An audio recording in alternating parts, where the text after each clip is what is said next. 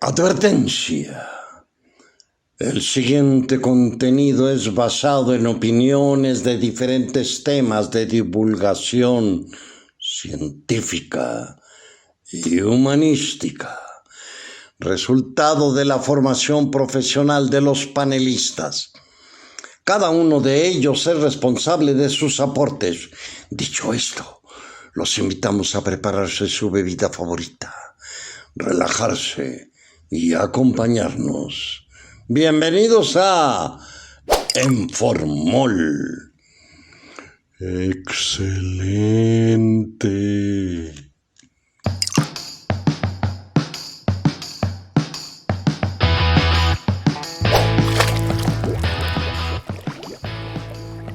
Hola mis queridos animalitos, bienvenidos a un episodio más de su podcast favorito, Informol, lugar donde como cada semana hablamos de diferentes temas como son medicina veterinaria, biología, ecología, filosofía, arqueología, historia, etcétera. Todo esto bajo el enfoque de una salud y bajo la lupa de esos amables caballeros que nos acompañan.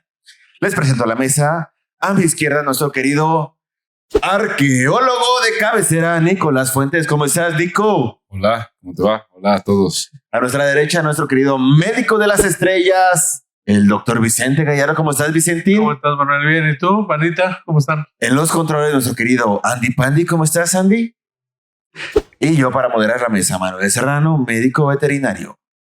El día de hoy les traemos un tema interesante que seguramente conocen a alguien que tiene esta patología, esta enfermedad. Vamos a hablar de epilepsia. Esa es una enfermedad que también se presenta en los animales como en las personas. Sin embargo, vamos a empezar con el concepto, como lo hemos hecho con otros episodios de enfermedades. Por favor, querido Vicentín, dinos, ¿qué es la epilepsia? Sí, dinos. Espera. No saludamos a nuestro público. Bueno, a nuestro público le valió verga. Pero... El día de hoy también tenemos público. ¿Cómo están? Mi querido doctor Abdullah, doctora Celina, están aquí en el público. Es nuestro público. Ya de hoy. Los saludos, güey. A ver, tenemos saludos pendientes por mandar. Sí. A nuestra estimada Lourdes Rubio, al buen Cat Feral, que va a estar con nosotros después en algún otro episodio hablando sobre atrapar a los gatos y esterilizarlos y volverlos a soltar. Al querido doctor Omar Larios, al querido Toro Blanco, saludos, querido doc. Y pues bueno, ahora sí. Correcto. Empezamos. ¿Qué es epilepsia, querido Vicente? Bueno, pues la epilepsia es un estado o un padecimiento en el que se presenta o se puede presentar por muchas razones, algunas veces crisis convulsivas.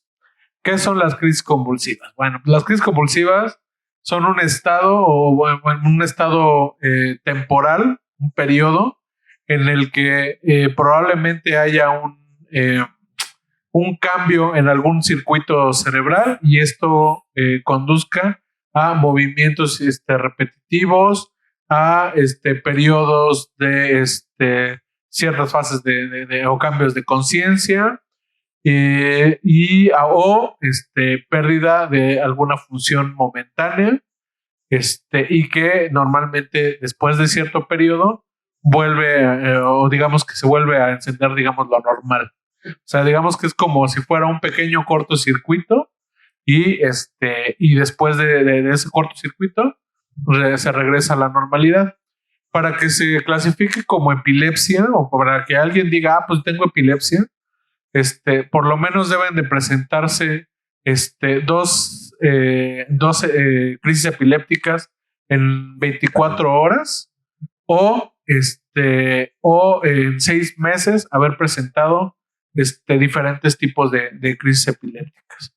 Ahora, digamos que todavía no se sabe específicamente cuál es la causa de la epilepsia y además es de saber que la mayor parte de la humanidad, si no es que toda la humanidad, en algún momento de su vida va a convulsionar por alguna razón. O sea, se espera que todos tengan en algún momento una crisis epiléptica. La razón por la que nosotros podríamos clasificarnos como epilépticos Por sobredosis. sería por repetición. O sea, si vuelven a pasar más veces, entonces sí hay que ¿Con la estudiar. mona te pueden dar ataque? Si no, sí. Cuidado, Andy. No vayas a caer en los controles. Pueden haber infinidad de detonantes. Pueden haber detonantes por estimulación Ambientales. visual, por estimulación auditiva, Como ver Pokémon, ¿no? por accidentes, por traumatismos.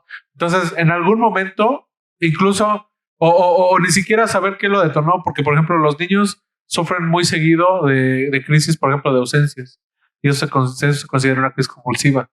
La cuestión es, cuando hay repetición, se estudia como epilepsia. Cuando no hay repetición, probablemente sea una cuestión de plasticidad o una cuestión de ¿Un hecho aislado? Pueden haber hechos aislados. Por lo menos el 80% de todo el ser humano a nivel mundial va a presentar por lo menos una convulsión en su vida. ¿Es lo mismo decir epilepsia y convulsión? No. La epilepsia ya digamos que es un padecimiento en el que se espera que puedas tener más crisis convulsivas y que probablemente con un tratamiento puedan disminuirlo. Probablemente. Una crisis convulsiva es un episodio. O sea, hagan de cuenta que si ahorita empieza a moverse mi mano, se queda así, de repente se queda quieta, la relajo y otra vez utilizo mi mano normal. En ese momento, a lo mejor en ese momento tuve una pequeña crisis parcial y ya pasó. Y no por eso se me clasifica como epilepsia. No mames, está bien cabrón. El 80% de la población va a presentar algún tipo de... Difiere la literatura, pero hace ratito dije que probablemente todo el mundo, entonces sí difiere los artículos. ¿Y por qué la mayoría menciona que no ha tenido una crisis epiléptica? Si es tan alta la incidencia. O Porque no a se lo ha dado mejor ni cuenta. siquiera se dieron cuenta. Volvemos a lo mismo desde la niñez. Es probable que en algún momento haya pasado por alguna razón y a lo mejor nunca darte cuenta que hayas tenido una crisis, insisto, una crisis de ausencia. A lo mejor te caíste y no le dijiste a tus papás y convulsionaste o algo, o incluso tuviste movimientos como fasciculantes, o sea, movimientos parciales y nunca más los volviste a tener y a lo mejor eso fue una crisis. Ajá, así.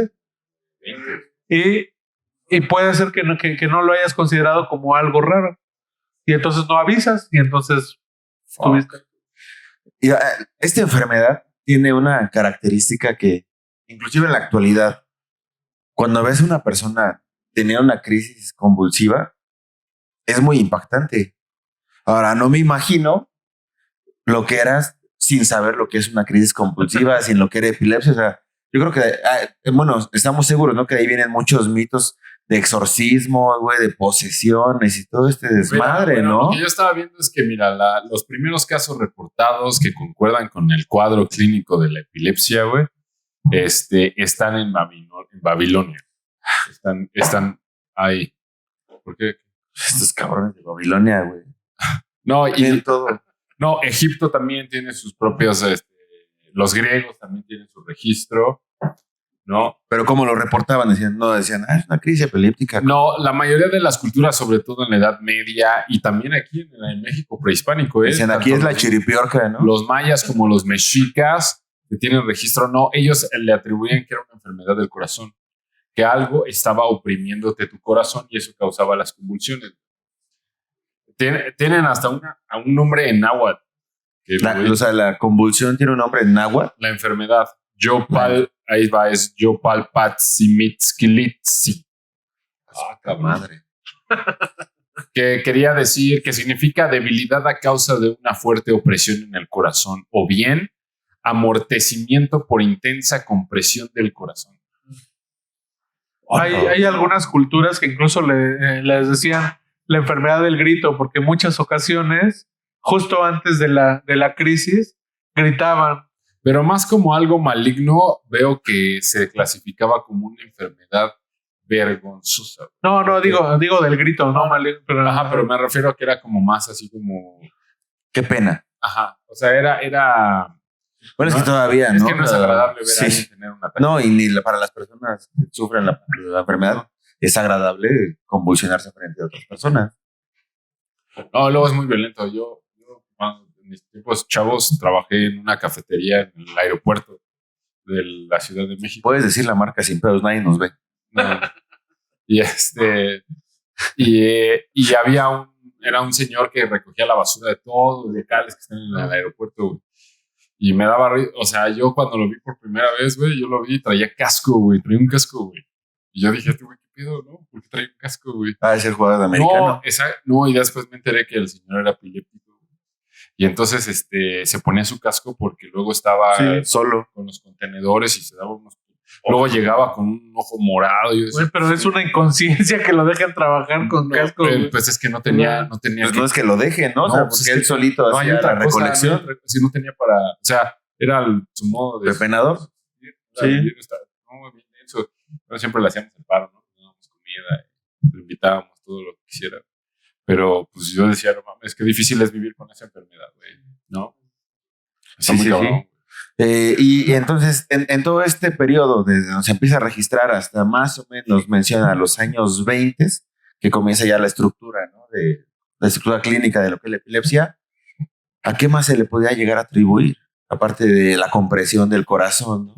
Lo que, pues sí, en algunas, sabes que yo pensé que iba a ser más común esta interpretación de posesiones. ¿Y no? No, la verdad es que no. Es que como tiene tantas manifestaciones, tipos de manifestaciones, las convulsiones, no siempre fueron catalogadas de esa forma. Sí, no todas. No, eran más, siempre, bueno, eso sí, siempre se consideraba que eran como influjos de entidades anímicas que intervenían en tu cuerpo, en ti. O sea, sí, siempre estuvo esa idea. No se te das cuenta que es algo, habla de una opresión, ¿no? Se necesita que algo te oprima, ¿no? Entonces siempre hay un ente detrás que te hacía estar en ese estado, ¿no? Siempre estuvo esa idea. Era un ente aparte del individuo, ¿no? Que influía en lo que tú hacías, ¿no? Vicentín, y ya que se desarrolla esta parte médica, clínica, ¿cuál es la causa más común que detona las convulsiones? Esa pregunta sí es súper difícil. Y es súper difícil porque incluso hace no más de 2 años se reclasificó la epilepsia. O sea, todavía no se sabe específicamente qué es lo que la causa. ¿Por qué? Porque volvemos a lo mismo. Como estamos hablando de fenómenos, digamos, vamos a hablar de que el fenómeno es un cortocircuito. Puede ser que hayan chispazos, digamos, en la cabeza. Estoy haciendo eufemismos, ¿no? Pero puede ser que haya un chispazo, puede ser que haya algún circuito extra, puede ser que por algún daño estructural del cerebro, o sea, algún golpe, algo, por eso es que hayan habido nuevas conexiones nerviosas y en esas conexiones haya quedado mal, así como si tuviéramos diablitos en el cerebro. Entonces realmente no se sabe específicamente cuáles son las causas. Incluso se tiene que estudiar súper bien porque no todos los medicamentos funcionan igual y no todos los tratamientos van a ser, digamos... ¿Desde cuándo hay un tratamiento para la epilepsia? Mira, ¿cuándo pasaron de ser anómalos a ser más o menos pues, cuando el boom de la farmacología, o sea, estamos hablando del año del siglo pasado apenas a mediados. O sea, ¿por qué? Porque justamente se empiezan a notar que se descubre como la química del cerebro, ¿no? Ajá, no, y además personas que tenían otras enfermedades estaban como más proclives a tener alguno de estos casos. Entonces empezaron a estudiar esto, se empezaron a dar medicamentos y empezaron a notar en algunos que funcionaban para calmarles temblores, crisis. O sea, yo creo que no quedó bien claro porque las crisis convulsivas, hay muchos tipos de crisis convulsivas. Hay crisis que se les dice focales, hay crisis generalizadas, hay crisis tónicas, hay crisis clónicas. Que tónico lo que quiere decir es que nos ponemos todos duros y clónicas quiere decir que hacemos mucho movimiento. Hay crisis espásticas. Epilepsia varias veces al día. Parcial, güey. Parcial. Ajá, hay crisis parciales, o sea, no de todo el cuerpo. Entonces, precisamente como bien dice Nicolás, por eso es que no se sabía específicamente si lo que tenía la persona pero era enfermedad. esto apareció en el mapa hasta que apareció la neurología, ¿no? Quiero pensar, la neurociencia. Pero ¿sabes qué es lo cagado, güey? Que tú dices, no se sabía en la antigüedad qué es lo que lo causaba. Y ese güey dice, pues actualmente tampoco sabemos qué es lo que lo causa. En animales también, güey. O sea, la principal causa, 60-70%, es idiopática. O sea, que quién sabe qué sepa, o sea, idiopática no, o sea, es sepa la verga, güey, que lo que se puede estudiar y ver específicamente qué le puede haber pasado. O sea, puede ser un evento traumático, puede haber sido a lo mejor alguna cuestión de drogas. Luego, ¿por qué te le quedas viendo a Andy, güey, si está ahí con los controles? Porque me preocupas, chiquitín. Pueden ser drogas, vuelvo a lo mismo, puede ser algún estímulo específico. Entonces, no, pero pues yo creo que más tiene que ver ya si es como un defecto de fábrica, ¿no? Yo quiero pensar. No necesariamente, porque si después de un accidente puedes desarrollar eso. Claro. Entonces es una cuestión o después de... Es que lo quiero reducir como una analogía, es así del cableado del cerebro, ¿no? O sea, sí. Ajá. O sea, sí, pero puede ser afectado. Pero no sabe qué le pasó. Por un traumatismo, güey. Sí, güey. Por eso, pero no es que nazca mal, güey. Es que algo le pasó, pero quién sabe qué. Ya. Sí, no está cabrón. Sí, eso es muy complicado. Y justamente, como son varias clasificaciones de estas crisis convulsivas, pues también son diferentes los tipos de tratamiento y son diferentes los acercamientos, ¿no? No, y deja eso. Ahora con las bondades de la medicina y la tecnología, pero imagínate para una persona de hace al menos 200 años, 300 años, vivir... No tienes que irte a 300 años, güey, actualmente. O sea, hablas de bondades, güey, pero ¿qué tanto de bondades estás hablando? ¿Qué tan cara es el medicamento, güey? Sí, no, es barato. Primero, son carísimos. Segundo, son medicamentos que en varias ocasiones no son específicamente antiepilépticos. O sea, se utilizaban para alguna cuestión y vieron que medio cambiando dosis pueden funcionar, ¿no? Entonces, exactamente. La verdad es que sí.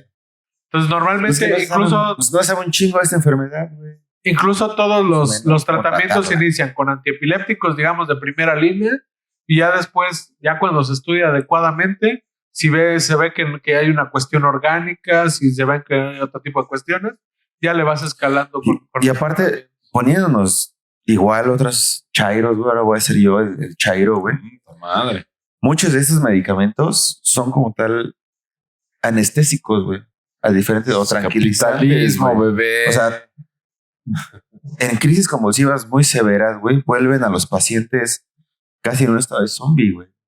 O sea, estás ahí, pero no estás, güey. Ya mejor, para eso vamos a meternos algo, güey, ¿no? Ahí es donde entran terapias. Unos pinches hongos, güey. Ahí es donde empiezan terapias o la opción de terapias alternativas, güey, como son el CBD, güey. O sea, hay pacientes que responden bien al CBD, güey. Pero es que es eso. No todos los pacientes pueden responder bien al CBD. Pero los que responden no se lo venden. Por ejemplo, sí sabes que Julio César tuvo epilepsia. Bueno, pero eso fue de tanto putazo que Chávez, tuvieron, ¿no? No. O sea, aparentemente fue por... Yo pensé que Chávez, yo pensé que estaba... No. El emperador... Eso fue tanta coca. El emperador Julio César... Eso fue el perico, No fueron ni los putados, güey, fue la coca. Me chingó el cableado, pero mal, güey. Y el arqueólogo eres tú, cabrón. Ay, no mames. Tuvo gran mal, tuvo la famosa enfermedad de gran mal. Ajá. Y lo más probable, no se sabe, pero lo más probable es que haya sido por neurocercosis. Porque en alguno de sus viajes, cuando ya empezó a andar con Cleopatra, comió el culo. Si recuerdas que en Egipto no siempre se comía cerdo, pero había festividades en las que sí se llegaba a comer cerdo. Ajá. Entonces es probable que en alguna de las festividades haya comido cerco, no se haya lavado las manos, haya comido larva y regresó y empezó a tener. O sea, es uno de los casos en que tuvo epilepsia después de los 30 años. Ojo, La cisticercosis no es necesariamente por comer cerdo, es por comer mierda con quistes del cisticerco. Pero bueno, ¿quién va a comer mierda, güey? Sin darse... Pues si comes culo, güey. Chale. No, nomás lávate las manos, güey. No, ma. O que se lave el culo. O sea, que se lave el culo. Chinguense un Vermox, no mames. Sí, o sea, cuando es una infección de comida callejera es porque el taquero fue a cagar, no se lavó las manos y les preparó sus tacos. No es la carne de cerdo y menos si está cocinada. O sea, el cisticerco como tal, cocinado te lo puedes tragar. De hecho, en muchos pueblos le llaman granillo, carne con granillo, y se lo comen, güey, pero cocinado. Y no pasa nada, güey. O sea, Ya está muerto. el pinche parásito se muere. Ajá. El peor es que te comas el pinche huevo Vivo. del parásito de las heces. O sea, la persona infectada, güey, de tenia, se limpia el culo, trae huevos en las manos y te Es que la prepara el neta, taco. güey, es que es difícil, ¿no, güey? No rascarse y así de hacerlo así, güey. Pero te lava las manos, ojete, o sea. Chale. Pero cuando ves un culo, a ver, lávalo primero. A ver, desparasítalo, güey. No,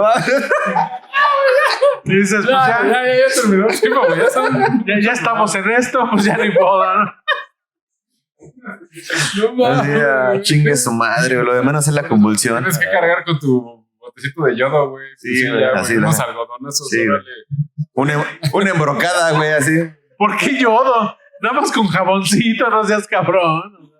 Yo también, güey. No es una herida, güey. Ya, güey. Yodo, alcohol, Ya, güey, ya, güey. pinche embrocada a la verga y ahora sí. Ah, no seas cabrón, güey. Imagínense la cama de Johnny Depp. Bueno, yo creo que Amber Heard sí estaba desparasitada, güey. No sé, güey. Supongo. ¿En qué momento pasamos de hablar de la epilepsia? Es que imagínate a Jack Sparrow, güey, acostado así, que le cae la mierda. ¡No! Güey, eso sí, Guau. córtalo, güey. ¿Qué está pasando? Así. No, Bueno, no. que siendo pirata se debe haber olido mierda, ¿no? En No sus viajes. recurramos al humor escatológico. No, yo creo. Manches, ya, güey. Ya. ¿Qué somos? ¿La cotorriza? ¿Estás hablando de mierda? Sí, o sea, Vamos a degenerar en eso. Porque, sí es buena la intervención en el sentido de que efectivamente, o sea, no es por comer carne de cerdo. La cuestión es que el cerdo pues es el último último reservorio. Entonces, si efectivamente no se lavan las manos, etcétera, tuvieron contacto con popó de cerdo, pues entonces ahí es donde empieza toda la cuestión, ¿no? Y pinche Julio César, todavía los putados y la coca. Pues no mames. Aparte de comer culo, no mames. Ahora sí, efectivamente también de tanto madrazo. Ese güey tuvo todas las vías de infección, ¿verdad, güey? Oye, o como los casos de los jugadores de la NFL, ¿no? De los. De hecho, a mí me gustaría que traumatismos. tuviéramos un capítulo específico Sobre ese. Está de cabrón. neuropatía postraumática, porque sí es como muy interesante, porque no todo el mundo convulsiona ni nada de eso, Y lo. pero más bien se parece más a una demencia. Pero eso es, o sea, lo podemos Y ver. lo cabrón es cómo se intentó ocultar, güey, todo ese tiempo. Capitalismo, Money. bebé. Capitalismo, bebé. Pues bueno, retomando epilepsia, ¿cuáles son los tratamientos más comunes? Digo, sé que depende del tipo de epilepsia y las Oye, clasificaciones. ¿afecta más a los hombres, a las mujeres? ¿No hay una distinción de género? Bueno, sí, aparentemente es más común en hombres. Wow. Y de hecho es más grave en hombres. Wow. Pero no es tanto, pero sí estamos hablando de una relación de 1.3 a 1. O sea, digamos 2 hombres por cada mujer. No podemos. ¿Cómo? Sí, es como. Nos metemos más putados en la cabeza nosotros y comemos más culo.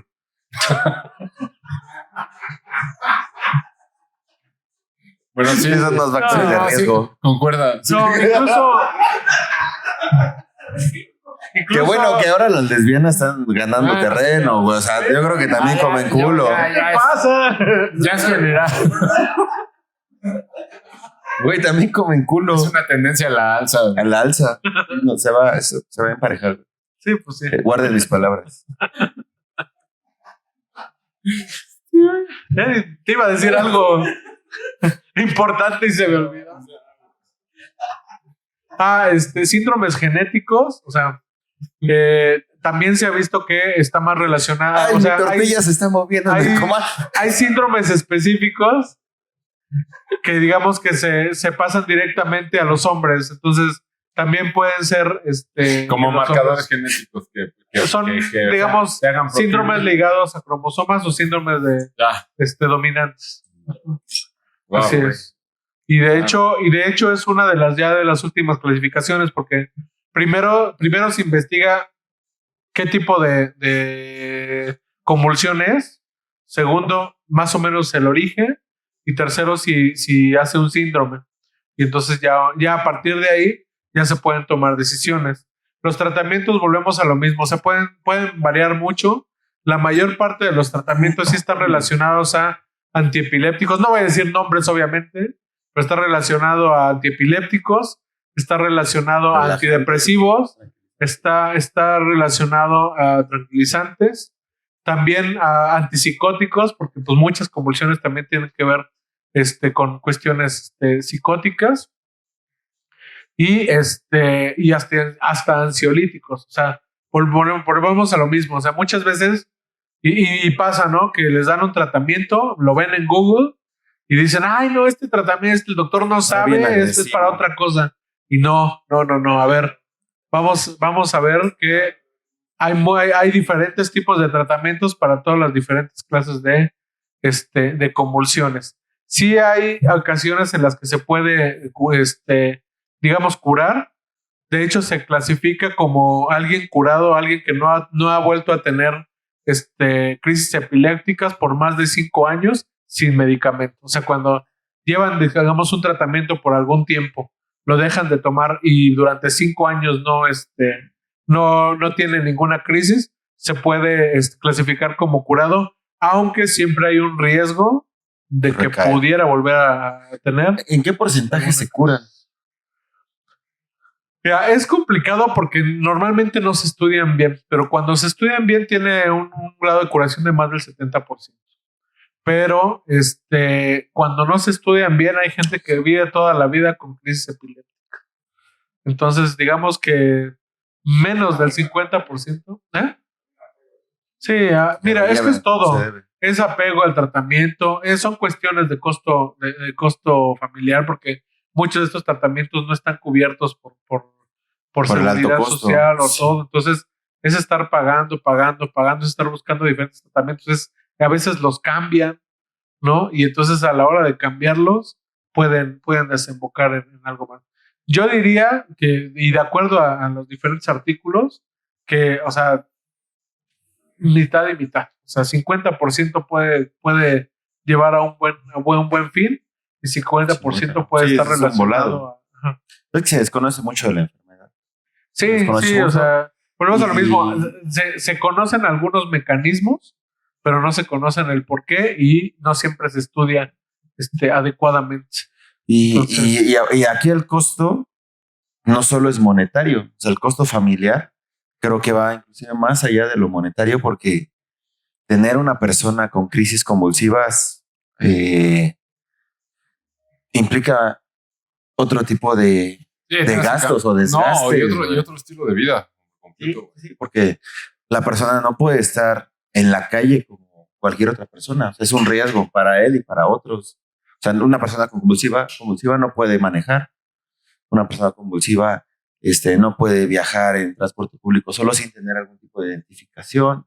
Porque en esas crisis también, o sea, muchas veces tardan en el regreso, en el retorno de la conciencia, y pues no saben qué pasó, no saben quiénes son, no saben dónde están, no sabemos cuánto tiempo va a pasar este momento de lapso en blanco. Una crisis convulsiva normalmente tiene diferentes periodos. O sea, digamos que es el previo, que es cuando normalmente la gente se da cuenta que va a tener una crisis. El periodo de la crisis, que es, digamos, cuando la corriente y cuando todos los sistemas fisiológicos están como muy alterados. Y luego viene un momento que es el famoso periodo posictal, en el que todavía no sabes ni qué pedo. O sea, digamos que termina así como de pasar la crisis, pero tu cerebro como que se está reiniciando. O sea, es el momento en el que prendes el Windows. Ajá. Y como que se quedan así. Sí, Y de como PlayStation. Y después de ese, digamos que ya como que ya te recuperas. Incluso hay ocasiones, no sé si lo han escuchado, de los famosos estatus epilépticos, que es básicamente cuando de pasar a una crisis como muy fuerte, de repente te quedas en un estado todavía Como si de catatónico, ¿no? Como que sigue.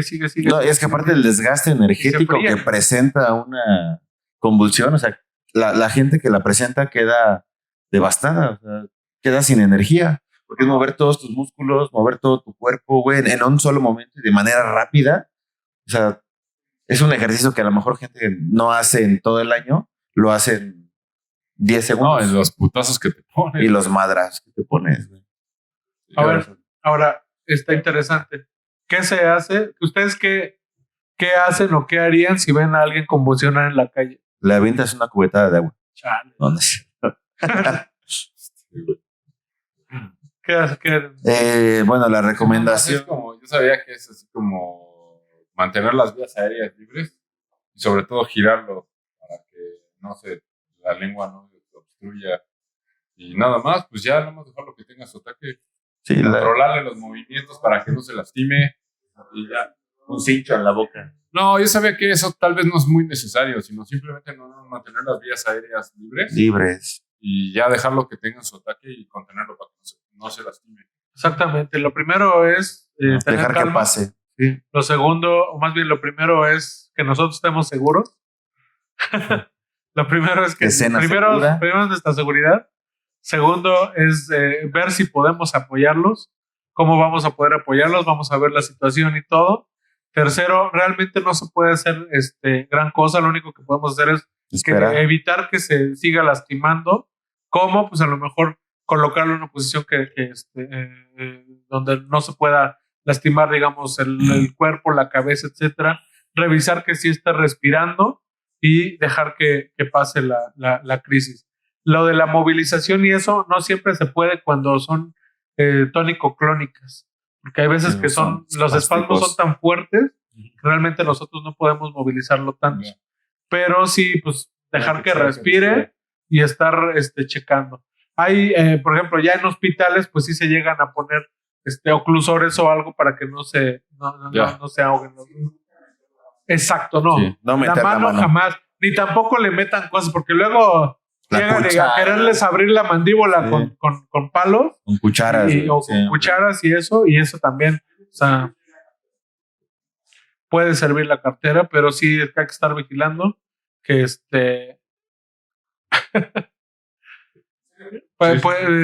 lo que sí se tiene que estar vigilando es que sí respire. O sea, aquí lo importante es que pueda seguir respirando y dejar que pase la crisis. Ajá. Okay. En personas, por ejemplo, que tengan crisis de ausencia, es fácil de checarlo porque son personas que a lo mejor están platicando con ustedes y de repente se quedan y hacen algún movimiento como repetitivo. Es que ahí viene. No, esa es la crisis. Y se van. O sea, en ese momento una porción del cerebro está en movimiento. Ajá. Pero solo una pequeña parte. Y mientras no es capaz de entablar conversación, se queda en su... Fíjate que a mí me ha tocado solo verlos. Les da así es que es la más visible. Pues volvemos pero, o sea, como él decía, o sea, puede haber una convulsión parcial donde solamente es tu mano la que está así. Y dices, ¿qué me pasa? Y pasa. Wow. Y nunca supiste que fue una convulsión. Mocos, güey. Pero decía que puede ser muy ahora invisible. Yo creo que sí, también es importante, si ya estamos hablando de esto, los bebés. La verdad es que muchas veces a los bebés no se les revisa adecuadamente o porque a veces los papás no se dan cuenta hasta después de mucho tiempo que tienen alguna conducta. Entonces, es complicado. Realmente el diagnóstico pediátrico solamente lo hacen médicos y especialistas, pero sí hay que ser como muy enfáticos en que si vemos que nuestros niños tienen algún movimiento repetitivo, algún reflejo extraño, que a lo mejor estén sacando de repente mucho la lengüita, o que de repente no reaccionen normal a algún estímulo visual, por ejemplo, si de repente, aunque le eches la luz, se quedan así bien, se queda mucho tiempo viendo un punto fijo. Exactamente. En esos casos pueden ser crisis parciales. No nos asustemos, pero sí hay que llevarlos con el médico. Una evaluación. Exactamente, se tiene que evaluar y todo, y valorar si es necesario que se hagan estudios más adelante o si a lo mejor es porque está madurando el cerebro, porque volvemos a lo mismo. El cerebro, toda la vida está cambiando, toda la vida. Entonces, pueden ser problemas de desarrollo, pueden ser problemas durante, digamos, la vida ya madura, pueden ser problemas ya de deterioro. Entonces, de hecho, los dos periodos que siguen siendo los más afectados de estas enfermedades son al principio de la vida, los bebés, los niños, y al final de la vida, las personas de más de 60 años. Pues bueno, se nos acabó el tiempo el día de hoy. Conclusiones, creo, Nico, y no vais a decir, no, yo dije todo.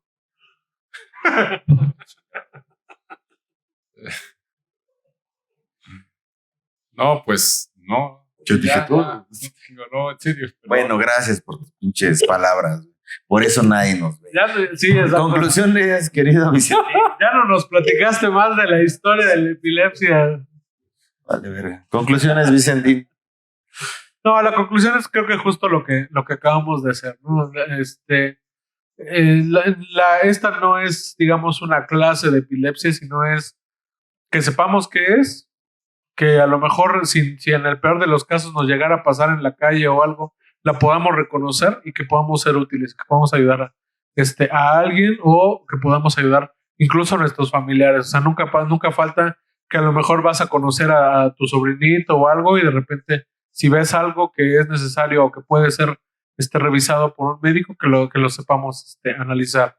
No vamos a dar clases de farmacología, no vamos a dar clases de eso, pero sí es importante y por eso hay días mundiales de la epilepsia y por eso también hay grupos de apoyo, o sea, hay grupos de apoyo en Facebook, hay grupos de apoyo en los diferentes institutos nacionales de salud, no están solos, es una enfermedad, hace ratito le dijeron, era una enfermedad aislante, ser epiléptico era como ser leproso.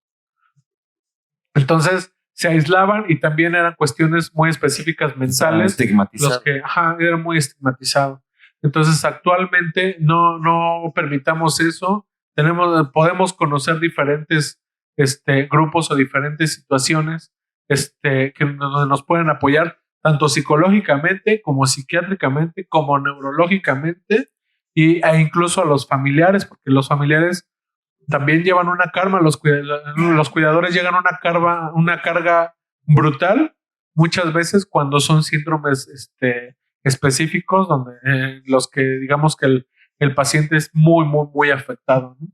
Entonces sí es importante que lo reconozcamos.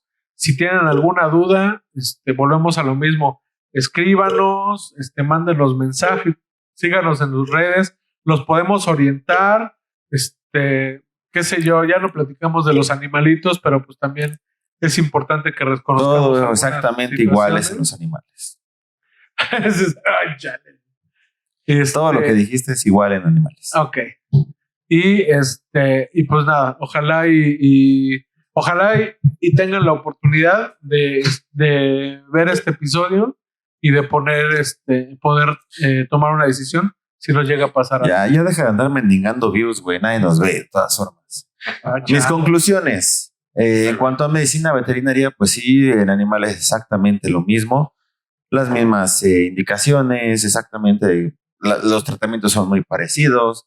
Las causas también tampoco se sabe. Sin embargo, cualquier síndrome de alarma, cualquier visión que ustedes vean raro a su perrito, su gato, pueden llevarlo a consulta para que se atienda.